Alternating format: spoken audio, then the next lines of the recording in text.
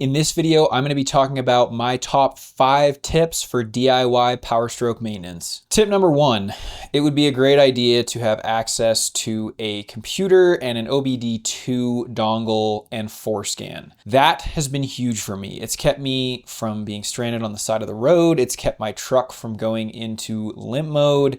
And you just want to be able to know what's going on with your truck. A more expensive version of the FORScan laptop OBD2 dongle is buying a Banks iDash. At the end of the day, it's really what information you're trying to get, not how you get it. And so I'm not going to come on here and say you need to buy the expensive Banks iDash when a laptop and FORScan will do just as well. The next thing on my list kind of goes with the first thing. Number 2 is crawl under your truck every once in a while. Use a creeper, use a piece of cardboard, or just get down there and get dirty and look under your truck. You will be blown away by what you find. I am by no means a Ford fanboy, and the steering joints that come on these trucks are hot garbage. So at a minimum, getting under there to look at stuff, have a friend work the wheel back and forth, look for steering joints that are making noise, that maybe have play in them. My brother and I do this on our vehicles. We'll switch off, one person looks, the other person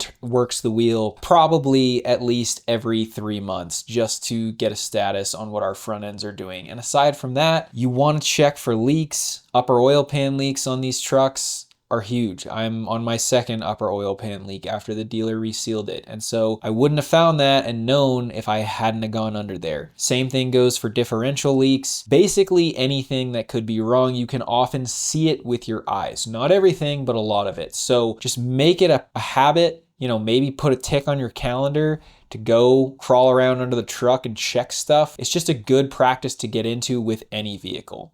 Tip number 3 for me, especially if you're going to be doing your own fluid changes, have a box of shop towels or rags around and keep some brake clean or isopropyl alcohol, because it can get messy really fast. Even if you're really good at spinning off the filter, if you do enough oil changes, you're going to make mistakes. If you change your transmission or transfer case fluid enough, there's going to be messes. Maybe get one of those oil absorb carpet mat things for the driveway if you don't want to get oil everywhere.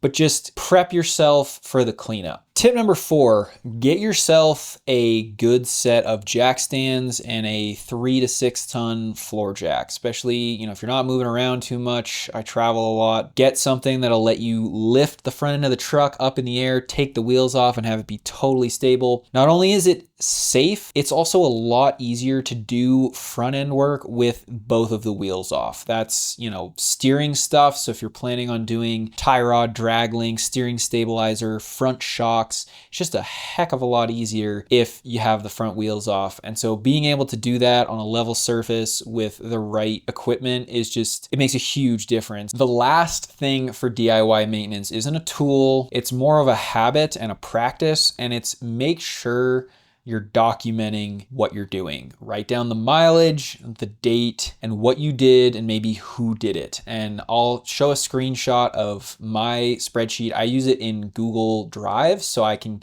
have the spreadsheet on my phone as well if I want to check it quick. Maybe I'm thinking, I'm at the auto parts store. How soon do I need to do an oil change, right? You can look and see when the last mileage was that you did your oil change at, and the date, the mileage. I also leave a little notes section. So if I saw something that was loose or something was off or maybe a leak, you can document that and you have the documentation. If it's not written down, it didn't happen. You may have thought you did your diff 75,000 miles ago, but did you actually? And you really won't know for sure unless it's in writing. And, some people are really good about that.